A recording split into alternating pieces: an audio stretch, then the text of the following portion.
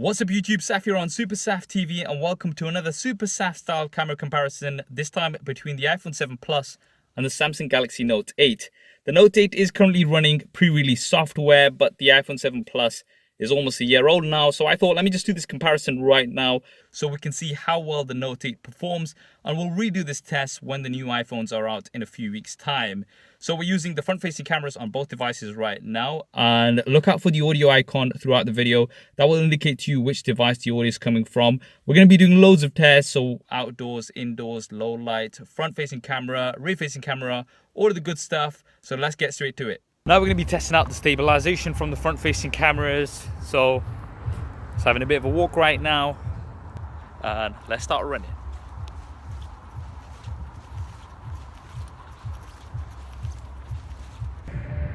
So we're filming at 4K right now, and we are using the wide-angle cameras on both devices here. And let's just take a bit of a walk.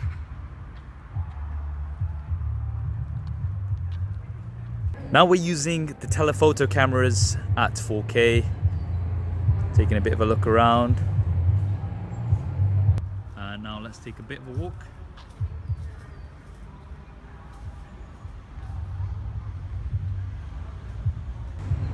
We're at 1080p now, and we're just going to be testing out the stabilization here.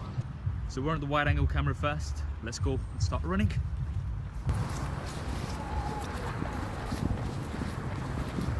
Now Telephoto at 1080p. Bit of a walk and changing that into a run. Now we're indoors just testing the autofocus on the iPhone 7 Plus. Seems to be doing a very good job. Now on the Note 8, once again doing excellent. That dual pixel autofocus, however, does seem to be quicker. So that was the video. Now before we move on to the images, looking at what we're working with here. For the front facing cameras, we have 7 megapixels versus 8 megapixels. We also have a wider aperture on the Note 8 as well as autofocus. For the rear facing cameras, we've actually got a very similar setup here, 12 megapixel dual cameras on both. However, once again, the Note 8 does have a wider aperture on both lenses. And both lenses also have optical image stabilization. On the iPhone 7 Plus, optical image stabilization is only on the wide lens. Now, if you want to pick up some skins for your device like I have done here, definitely check out our channel sponsor Dbrand. I'll be leaving a link to them in the description below. Last thing to mention, all images and video have been taken on automatic. I haven't tweaked any of the settings, and this is to keep things as fair as possible. Kicking off with some selfies, I think both are doing good here. We've got a slightly wider angle on the Note 8. And we've also got better dynamic range on the Note 8. If you look at the background, you can see some more of those details have been maintained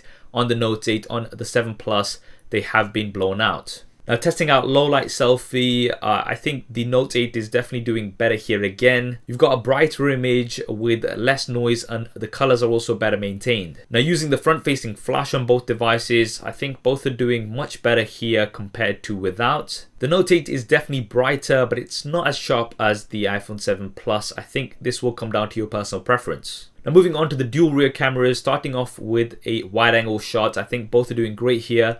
The Note 8 definitely seems sharper and it's got a bit more contrast. Now this is a perfect situation to use the telephoto lens, giving us 2 times optical zoom, both doing a great job here. But once again, the Note 8 does seem a tad sharper and it does have a little bit more contrast, which I do like. Now trying out a macro shot, both doing great here. Slight differences in color, but we've got some nice images. Now if you do go in 100%, you can see that the Note 8 is sharper, and that's because I've noticed it's got a better minimum focusing distance. You can get in a little bit closer to your subjects compared to that on the iPhone 7 Plus. And this will be a bit more beneficial for those macro shots. Now, one thing that I know a lot of you guys are looking forward to seeing is the depth of field effect, which both of these devices do offer.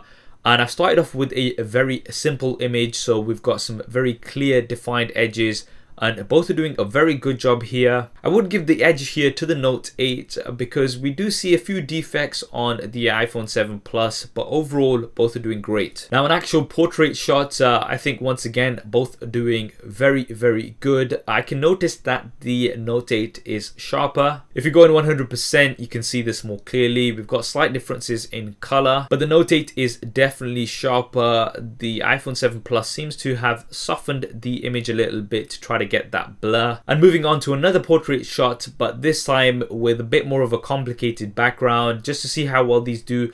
I think both are doing really good overall, but I can see a few defects on both of these in certain areas.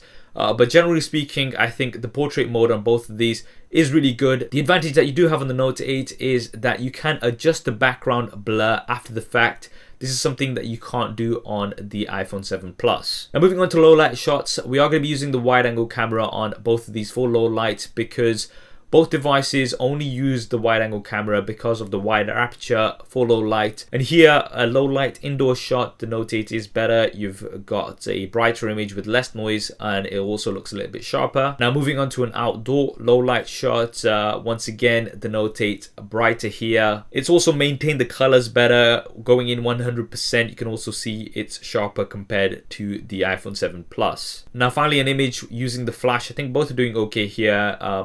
Kind of will come down to your personal preference. I'm not much of a flash user. So guys, there is the comparison of the iPhone 7 Plus versus the Samsung Galaxy Note 8 with the pre-release software. Now, as expected, even with the pre-release software, the Note 8 did perform better overall in my opinion. Images from the front-facing camera were a little bit wider with better dynamic range. For the video, however, the Note 8 wasn't as wide, but I think that is because it crops in a little bit to give you more stabilization. And you would have noticed that the Note 8 is quite a bit more stable compared to the iPhone 7 Plus when it comes to the front-facing camera. Now for the rear-facing cameras, I think the Note 8 was sharper with better dynamic range. And because you've got optical image stabilization on both cameras, when it came to the telephoto, the Note 8 was definitely a lot more stable. Now for outdoor images, both were good and the zoom also worked great on both devices. The Note 8 I would say was a little bit sharper, however, which I did like. And for the background blur effect, I think both did really good. Slight differences in color, but the Note 8 was definitely sharper. And you can edit the blur after the fact, which you can't do on the iPhone 7 Plus. For low light, the Note 8 once again better overall because of that wider aperture. Images were brighter with less noise and better colors. And finally for audio, we do have stereo sound on the Note 8 versus mono sound on the iPhone 7 Plus. So the Note 8 did sound better to my ears. Now I know a lot of you guys are going to be complaining in the comments saying that the iPhone 7 Plus is a year old, so this is not a fair comparison. But if you've got the iPhone 7 Plus and you want to get the Note 8, then this will show you how many improvements we have on the Note 8, even with this pre-release software. So when we do get the final software, things will only be better. And we will redo this comparison when the new iPhones are out. So if you do want to see that first, then make sure you have subscribed and switched on notifications. What did you think of the results? Definitely let me know in the comments below. I hope you enjoyed this video and found it useful. If you did, then please do hit that thumbs up button for me. It really does help me out. And if you want to see lots of images from lots of different devices, then definitely give me a follow on Instagram. I'm at SuperSaf TV. Thanks for watching. This is Saf on SuperSaf TV, and I'll see you next time.